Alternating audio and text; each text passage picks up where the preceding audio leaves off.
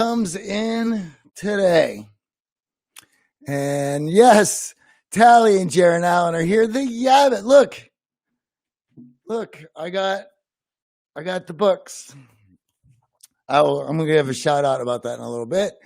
Right on. Coach Zen. Everyone's popping on in.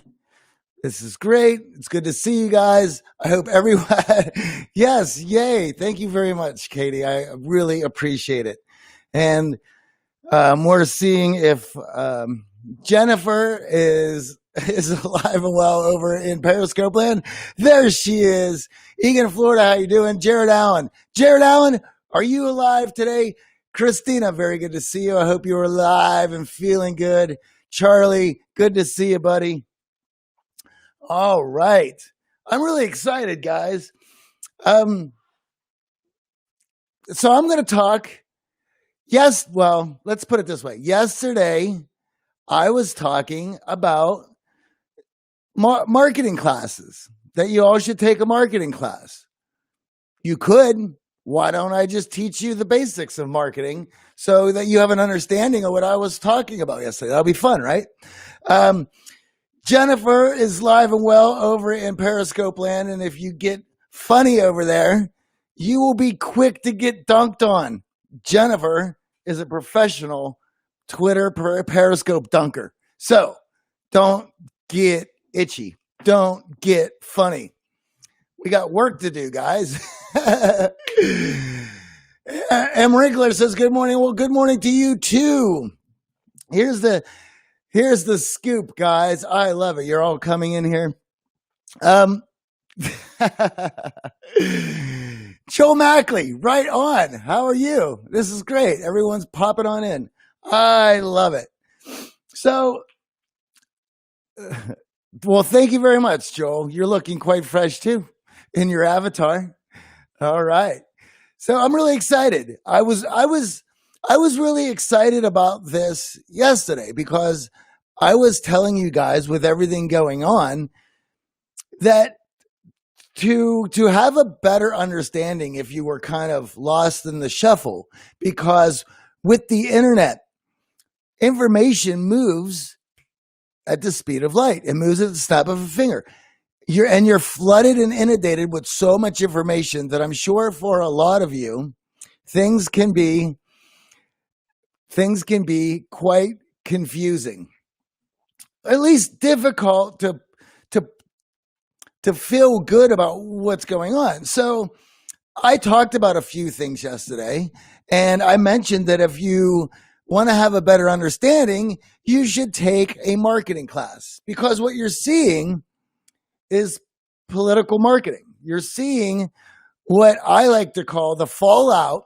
So what you're seeing is political marketing, and the fallout of the marketing is you can label it as political theater. Let's label it as that. Okay. And I told you guys to have some fun with this and to help you out to take a marketing class. And you could do that, but I could also just do a quick one right here today. So that's what I plan on doing. But we need to set it up a little bit. There's a couple key components that we will need to install. Okay. 2 components that we have to have an understanding about in order for the marketing ideas to work. Political rabbit hole is deep. Yes, it is, Tally. I agree. It's incredibly deep. So one of those ideas is the law of averages. And the law of, because for some of you, when I start talking about marketing or persuasion, you're going to say, oh, those things don't work on me. That's a natural human aversion to hearing this information. Why, you ask? Because human beings do not like to feel that they're able to be easily emotionally swayed. Human beings, we don't want to think we could be easily led around by the nose, so to speak, but we can. But not only that, to remove yourself and look at what I'm about to tell you objectively, then let's just talk about, we'll use the law of averages, right? That way you could look at it objectively, not put yourself in the situation, and have an understanding of what I'm talking about. So what is the law of averages? How does that work? Well, make it easy. If I have 100 people and I persuade 10% of them, I have now 10 people that agree with me. If I have 1,000 people and I am able to persuade 10% of them, now I have 100 people who agree with me. That's the law of averages, okay? And Dell says, thought of the day, if it can't go wrong, it will go wrong. Well, of course, it's martial law. The term martial law, not the actual state martial law. All right. So now that you understand the law of averages, realize that if I am marketing to you, I don't need to I'm not marketing to you directly. I am marketing to a large swath of people. So let's just say that I am marketing to 1,000 people. We'll use that. But think about the internet as an opportunity to market to an infinite amount of people. Okay. Leona says, first time here. Well, welcome. Be warned. All right. So that's the first thing we're going to place, the law of averages. Okay. That way that removes you from the process and you can look at this objectively. The other thing to understand, the other rationale here that the other rule that we have to be okay with is that we are moved emotionally first before we are moved logically. Okay? We are moved emotionally first before we are moved logically. So our emotions are quick to fire up. And a lot of us don't even realize we are fired up, which helps us in marketing, because I want to speak to your emotions to get you stirred up to look at more materials. Okay. So I've been talking about how we're easily emotionally moved for years through the art of charm. And I've been doing it on the show for a very long time. This is why I've talked to you guys about monitoring the consuming of the products that you do. So movies, television, books, and I call it junk food media, right? Junk food media, junk food entertainment is much like having a McDonald's cheeseburger when you're hungry. It may fill you up. It may allow you to feel satisfied, but the nutritional value is really not there. So much like that McDonald's cheeseburger, a lot of the movies and entertainment, Netflix, social media, it's all junk food. It's junk food media, junk food entertainment. So with that, you have those two ideas. Easily emotionally moved, then we're speaking to the law of averages. All right. Now, let's talk marketing. You guys ready? So remember, I'm just going to nod to the two main political theaters that are trying to vie for your support. That's all I'm going to say, because I'm living in a world where I don't need people yelling at me all day and reading horrible letters. So you know what those are. And so that's the product that is being sold. So you can look at it however you want. So also, so those are the two sides, but I'm not going to get into that. We're just going to talk about marketing in general. And I'm going to use social media as the marketing platform in which I want to sell to you. I know that one really well because I have put together marketing campaigns for the Art of Charm Accelerator that is in the link tree, and all this kind of stuff is in it as well. So that's how I'm going to speak to you guys about this. Now, here's the things. Angry people have so much fun. Yes. All right. So here's the pieces that you're going to need in order to persuade people into your campaign. You're going to need a product. What are you selling? What's the idea that you're selling? What's a candidate you're selling? What is a product you might be selling? Okay. Now, if I have a product that I want you to buy, I need to persuade you to depart with X amount of dollars or X amount of commitment or X amount of action or X amount of action. What is Jennifer saying here over here? The charm offensive. Oh my God. Del Neeson, that rules. Okay, guys, we have a new thing. This is the charm offensive, thanks to Del Neeson. Right on. I love it. How did I not think of that? All right, the charm offensive. Here we go. So, what is the product? What is the action? What is the candidate? What are you trying to sell? What is your marketing trying to persuade? So you have that. Now, other things that you're going to need a marketing materials. The marketing materials is what is used to persuade people to buy your product. All right. Now, in the marketing materials, you have to look at what you're selling. And if let's say I'm using Instagram as my platform in which I'm selling. What is Instagram known most for? It's pictures, right? So I have to look at my storyboard and or my posts as images in order to stir up emotions. You see, on Instagram, I have pictures and as my means to grab your attention. On Twitter, where some of my other folks over here in Periscope land are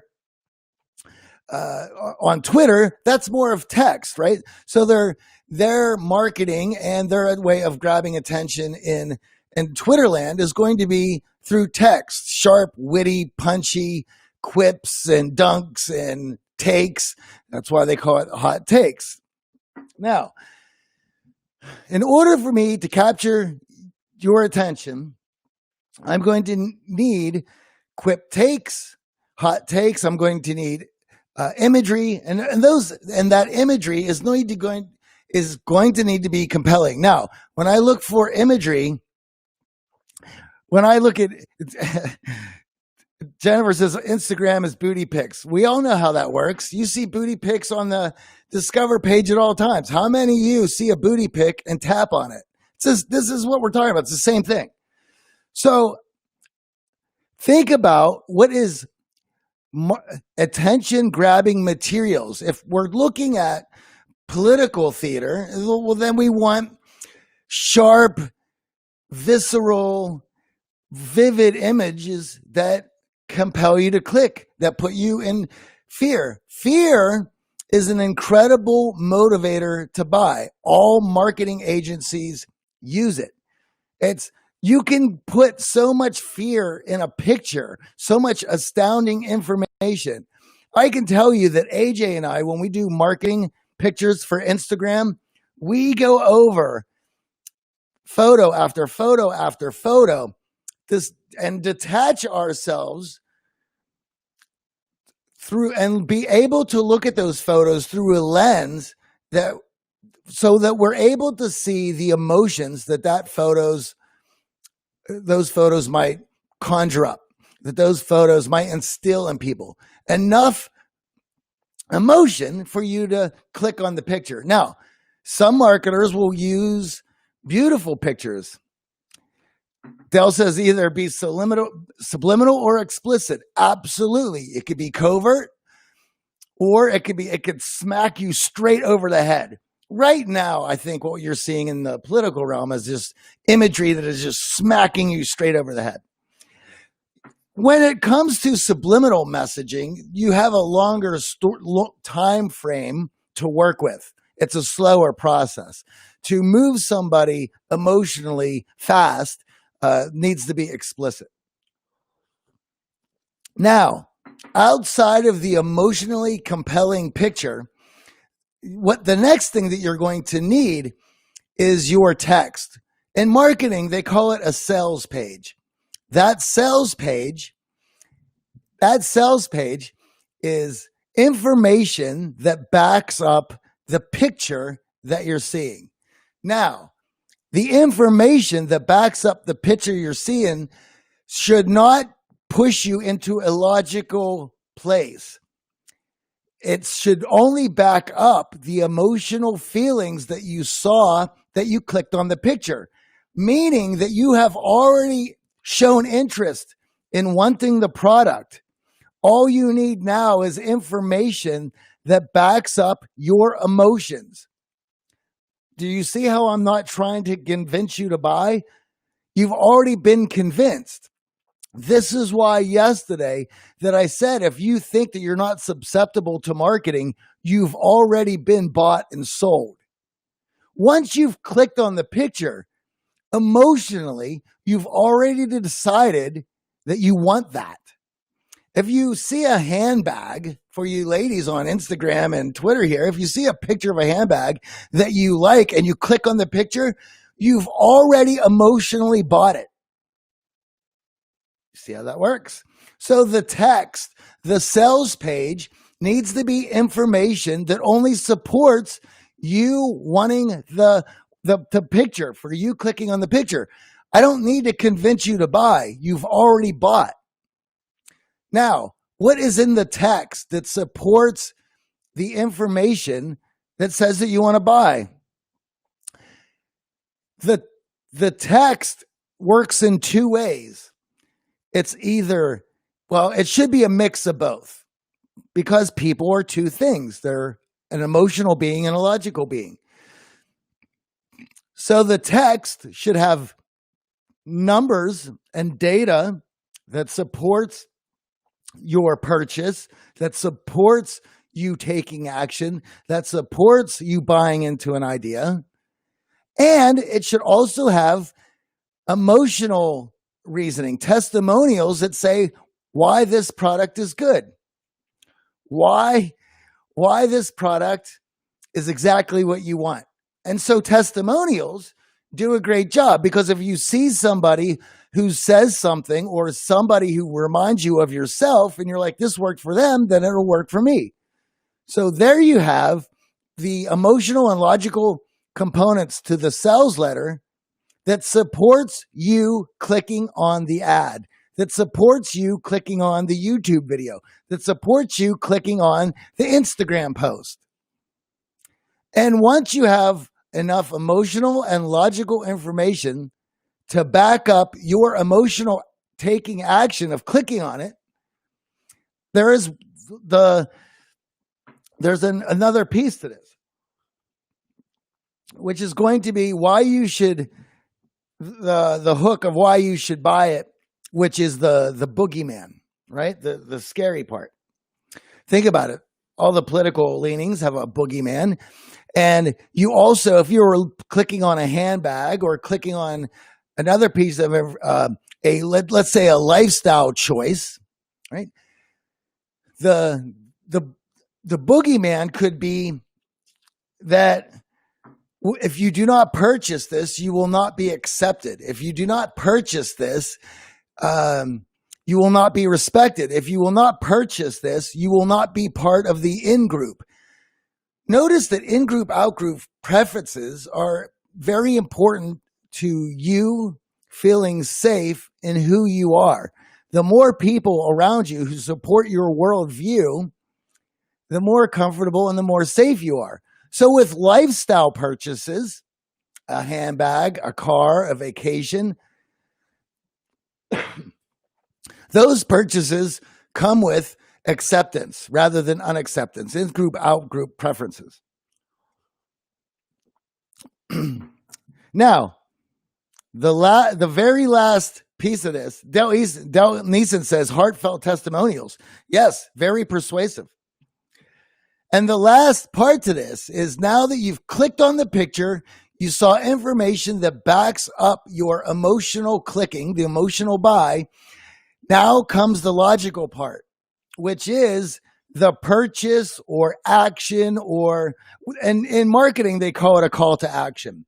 In marketing, they call it a purchase, is at the end. So now that you read all the information that confirms your emotions, now you have click, purchase here, buy here, commit here. That last purchase is that is finally where logic clicks in. Notice that logic really hasn't come into play. It has all been emotional information up to this point. Even data can be emotional information if it's backing up the emotions that you're feeling. The only time that logic comes into play with data is when you're trying to change somebody's mind. If you clicked on the marketing, you already feel good about the purchase. That's why I've said you've already been bought and sold. If you don't think you're susceptible, you've already been paid for. Okay? Now, here's our last piece to this. Your commitment, the call to action, the minute you click purchase and exchange money for it, or a campaign contribution, or a commitment to further action, to join a group, you now have logically decided to back up your emotions. The emotions were already done. Also, so with the law of averages, if I'm a marketer and I'm trying to make money, am I trying to sell to if I'm using 1,000 people in the room, I want to sell to as many of those 1,000 people as possible.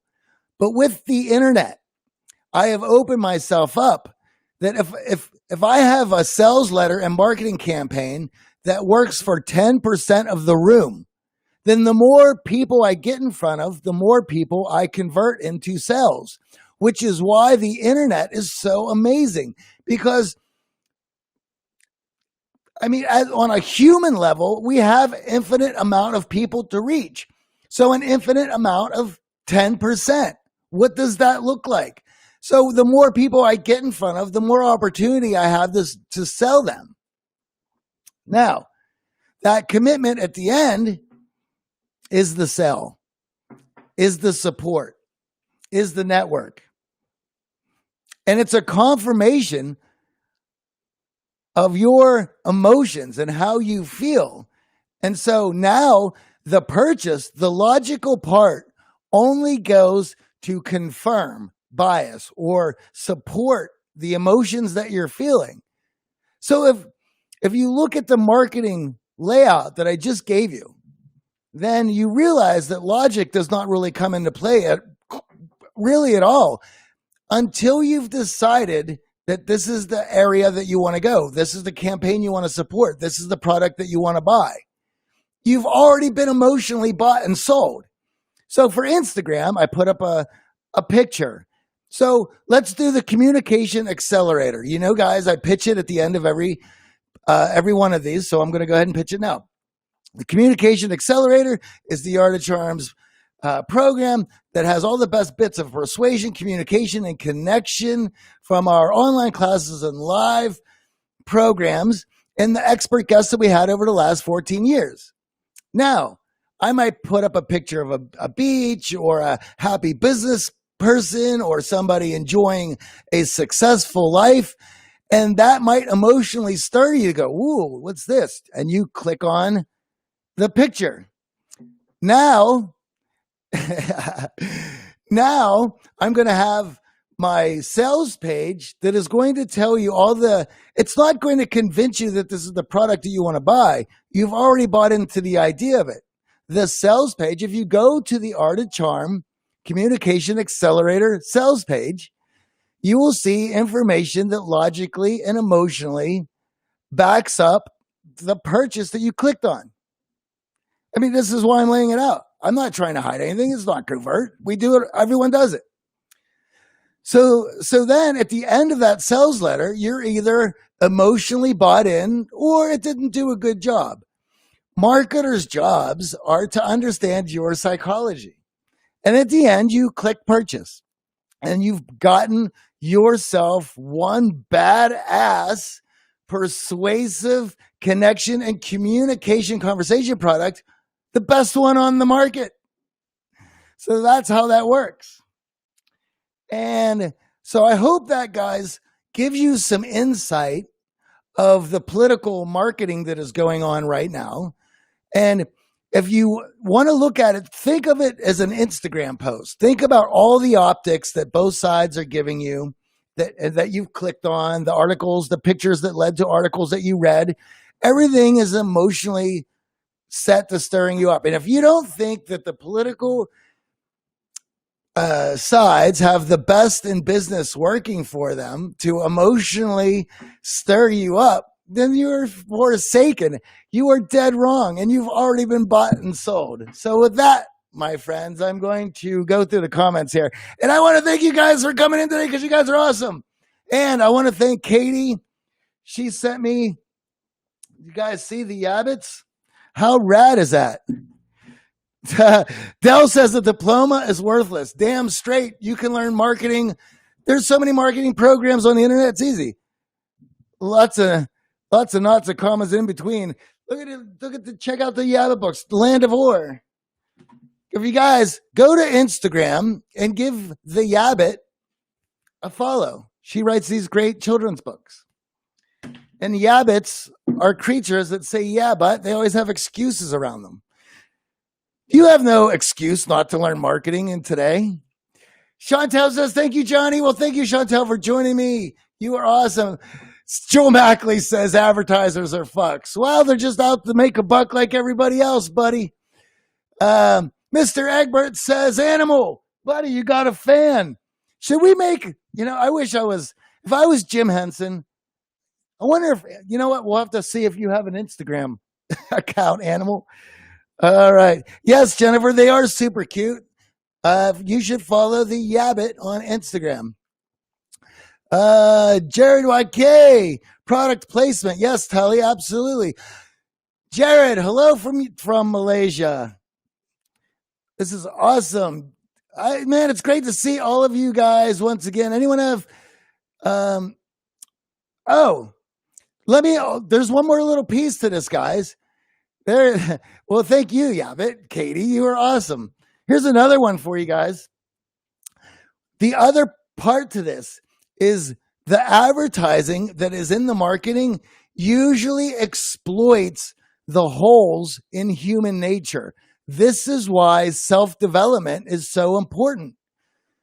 All of us have gaps in our psyche that only self-development can fill.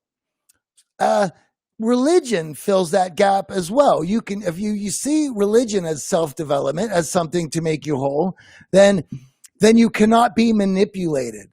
Those gaps in your psychology are from how you're raised. There's no perfect way to be raised. Some people are raised in an academic family. Some people are raised in an athletic family. Some people raised in a very artistic family. Myself. With that, there's gaps on other sides. Self-development, self-actualization, the Ubermensch, philosophy. These are the ideas that fill in the holes so that you're not walking around incomplete, easily manipulated. If you do not do work on yourself, if you do not fill in the holes, you will be an easy target for bad marketing, for nefarious marketing, for persuasion that could be detrimental to your own well-being. So keep that in mind. Remember, it is up to you and you only to fill in the gaps in your own psyche, in your own makeup. And that's That's why the art of charm is here. That's why there is so much self-development out there. And you should pick up one of those self-development plans and fill in the holes. Make yourself whole. Don't look for other people to do that for you. It's another thing why I got into this line of work. So many people look at relationships as an opportunity to, oh, this person's going to fix me. This person's going to make me feel whole. No, only you can do that for yourself. Now, I got to go, guys. I got a million things to do today, and I hope that you guys do too. So if you're interested in more stuff and you liked what I had to say today, check out the Art of Charm Communication Accelerator. It is in the link tree in the Instagram. It is in the link tree in the Twitter bio. It is all our best stuff from our online classes, live training programs, and expert guests over the last 14 years. And if you liked what I had to say and you want to speak to me and have conversations and learn in a more formal setting where I don't have to watch what I say, then write me on Instagram, write me on Twitter, or go to theartofcharm.com/network. We do training stuff all the time. It's super rad. Dell, thank you for joining us. I love it. What can I have a shout out? Wow.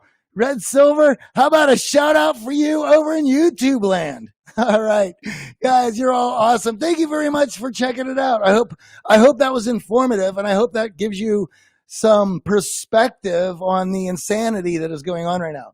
I will see you guys tomorrow, 8:30. See ya.